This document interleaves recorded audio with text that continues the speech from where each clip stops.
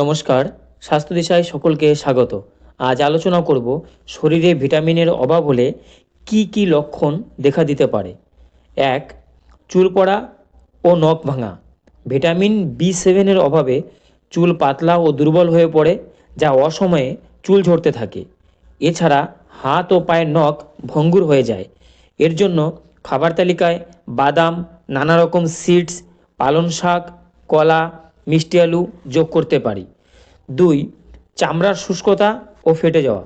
Vitamin A এবং এর ঘাটতির কারণে ত্বকে শুষ্কতা দেখা দেয়, পায়ের গোড়ালি ও ঠোঁট ফাটতে শুরু করে, চামড়ায় লালচে ভাব সৃষ্টি হতে থাকে, চোখের শুষ্কতা বেড়ে যায়।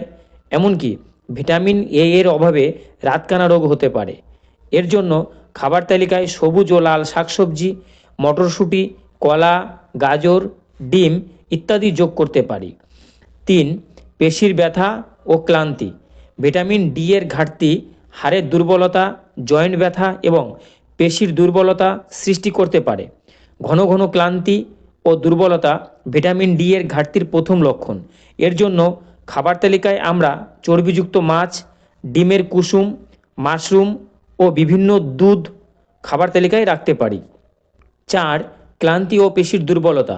ভিটামিন বি12 অভাবে রক্ত অল্পতা, ক্লান্তি, পেশির দুর্বলতা এবং মাথা ঘোরার মতন কারণ হতে পারে।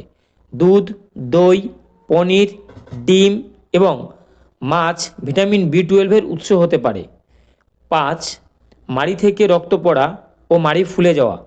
ভিটামিন সি এর অভাবে মাড়ি থেকে রক্ত পড়া ও মাড়ি ফুলে যাওয়ার মতো ঘটনা ঘটতে দেখা যায়।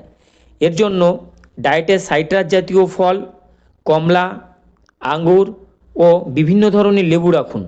ব্রকলি ও পালং শাকে ভিটামিন সি পাওয়া যায়। এইসব ভিটামিনের অভাবে আমাদের শরীরে এই সকল লক্ষণ প্রকাশ পেতে পারে। এই ছিল আজকের আলোচনার বিষয়। ভালো থাকবেন, সুস্থ থাকবেন।